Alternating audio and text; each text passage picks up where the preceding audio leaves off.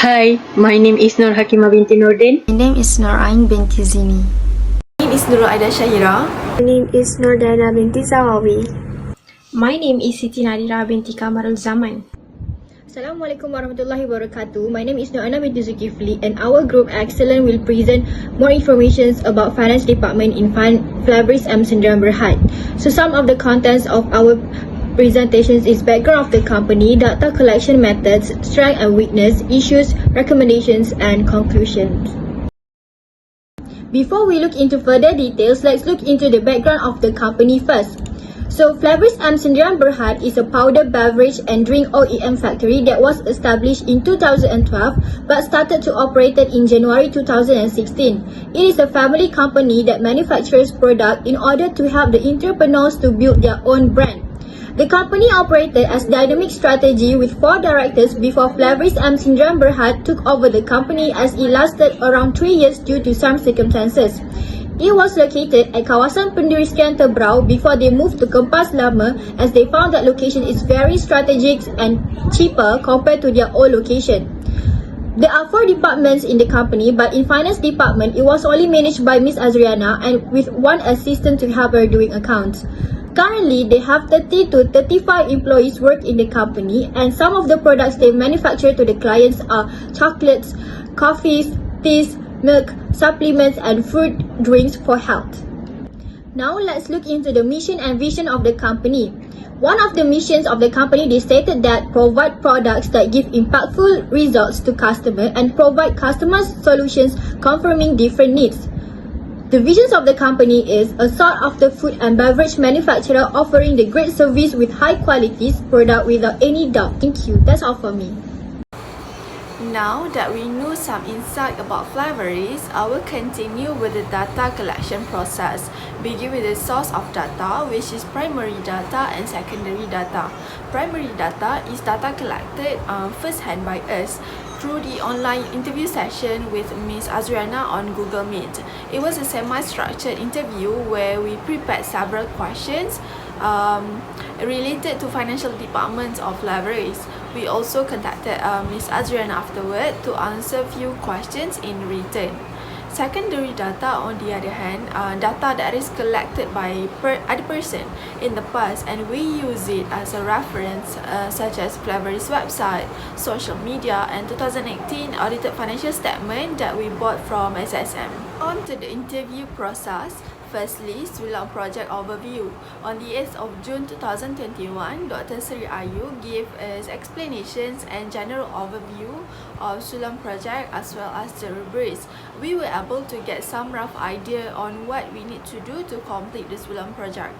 Next is project coordinations. On the same day, our class had our first meeting to choose a SME company for this particular project. We had a few companies on the list and decided to choose Flaveris M. Sendirian Berhad. We also managed to set up a project committee for this Sulam project.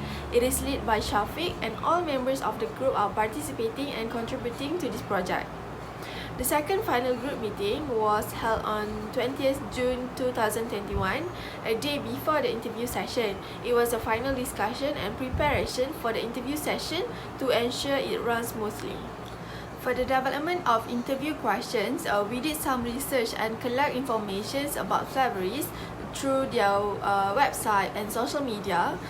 Questions were prepared based on 2018 audited financial statement as well as the common issue happening in finance department. Hence, we managed to develop more than 10 questions related to finance department, and Dr. Sri Ayu helped us to review the question first before being forwarded to Ms. Azriana. Next is task delegation. It is to ensure that the interview runs smoothly. We take into considerations on what to do before, during and after the interview. So before the interview, Shafiq and Hasniza sent the invitations of the interview to Ms. Azriana and Dr. Suri Ayu. The Google Meet link as well as the tentative program were also given to everybody who participated. During the interview, all group members joined the interview and one representative from each department will ask questions with time allocations of 30 minutes. For our group, Nur Ain, a representative represent the finance department to ask questions to Ms. Arjana. The entire session was also recorded for further reference. After the interview, person in charge will share the photos and recorded video with all group members as well as the interview report on Google Drive and via WhatsApp group. On the 21st June 2021, we held our interview session on Google Meet platform. The interview started at 11:30 and ended at 1:20. The interview began with proper introduction by Dr. Surya Ayu, followed by summary of Flavery's background by Ms. Arjana. The interview then continued with a Q&A session for 3 departments, and after all questions were answered, we end the interview with photo sessions. From the interview, we were able to gain an in-depth understanding of Flavery's business that going to be the crucial inputs for us to complete this project, and that's conclude the data collection process. Thank you. Assalamualaikum warahmatullahi wabarakatuh. My name is Siti Nadira. I will explain the strength and weaknesses related to the finance department of Flavery Siam Berhad. First strength that we figure out is there is an increase in sales during the pandemic of COVID-19. Since the company is categorized as food and beverage industry, the demand for the food and beverage is still there. In fact, it is increasing despite having the pandemic. The director said that the sales of the company increased 3 times than before and thus increased the profit as well. Increasing sales despite this worst world situation shows that the company can sustain in the long run as long as there is a demand from the customer. Next, the company has a good financial management while running the finance department. The director of the company, Ms. Azriana, knows how to handle any cash in and cash out and make use of it to give benefits to the company. For example, when there is a profit, she will save some amount of money from the profit for future emergencies or any occurrence of contingency costs. This can avoid any risk that can impact the going concern of the company. Lastly, the company creates a payment method which offers a deposit for every payment made by customers. Currently, the company takes a 70% deposit from the total amount of the product sales to the customers, while the other 30% will be paid whenever the customers prefer. It will benefit the company since it will attract only a potential customers who truly wants to run their own business. The company also can avoid the risk of being unable to collect debt from the customers, which may result in high doubtful debt. Next, I will explain the weaknesses related to the department. First weakness is a lack of capital used for business expansion. The capital was being funded by Ms. Azana's father, who is the chairman of the company. The company also did not apply for a loan from any bank or any government bodies like other businesses. Since Flavery Sdn Bhd is a manufacturing company that specializes in food and beverage, it needs more capital and resources in order to purchase the equipment to be used in the production or for their warehouse purposes. Next weakness is the company incurred high labor costs during the pandemic of COVID-19. The employees were given full allowance like usual even though they are restricted to work only half day due to movement control order. Costs like swab tests, face masks, face shield and hand sanitizer also had made the labor cost increase tremendously. This is due to the government's regulations that instruct all the industries and businesses to follow the standard operating procedure while operating their business. Lastly, the company had no multiple authorization other than director and account staff. There is only one staff member who currently deals and manages this finance department by herself. Meanwhile, the authorization for every document or transaction is only through one person, which is by Ms. Azriana herself. When one individual is assigned exclusive responsibility for 2 competing jobs, the likelihood of fraud rises. This is a weakness for the company since it will lead to human error, fraud, and any unethical activities. Now, I'm Nur Hakimah binti Nordin going to proceed with the issue in the finance department. The first issue is higher costs related to the COVID-19 issues. As a responsible employer, Flaveries need to bear the cost of swabbing tests when their employees had some of the symptoms for the virus. This is to ensure that they can detect the virus before it can spreading to the other employees. Company also had to incur the cost of purchasing hand sanitizer, masks and face shields. During the production, they had to sanitize their hand before proceed with the production in order to prevent COVID-19 viruses from spreading. It will affect Flavori's financial performance due to increasing the cost of purchasing all of the items. The second issue in finance department is normal remuneration costs for Flavori's employees. Flavori's Sdn Bhd have to pay for normal remuneration for their employees even when they do not have much sale during this pandemic. The management decide not to deduct any allowances from their salaries even though they only need to work for half a day. All the actions might affect Flavori's financial, especially during this pandemic. The last issue in the finance department is higher cost of research and development to cope with the trends. Since Flavori's create their own formulation for the product for each customer, they need to analyze current trend in the market that related to any new flavors of food or beverages. Thus, it does cost a lot to go through the process in the research and development. The R&D team need to develop new flavors that are suitable with the trends and Malaysian taste buds. However, Flavori need to aware that some of the trends do not stay in the market for a long time. Next is recommendations that can be adopted by the finance department. The first recommendation is to have additional capital to expand the business. In Malaysia, commercial and industrial banks are the main providers of business loans. Currently, Flavori's Malaysia Sdn Bhd only use their own money to operate the business. Therefore, to increase capital in the business, the first option that can be used by the company is to apply for debt financing. Debt financing involves the borrowing of money and paying it back with interest. The most common form of debt financing is a loan. So, based on the Ringgit Plus, they provide a list of best business loans in 2021.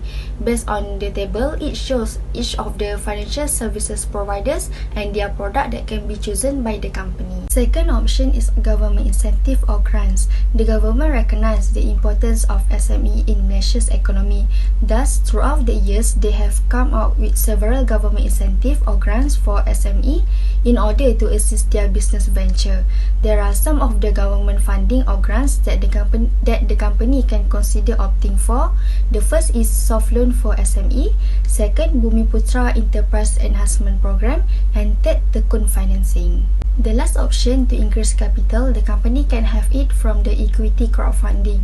Equity crowdfunding is implemented by giving the opportunity for private companies to use online platform to raise money from investors.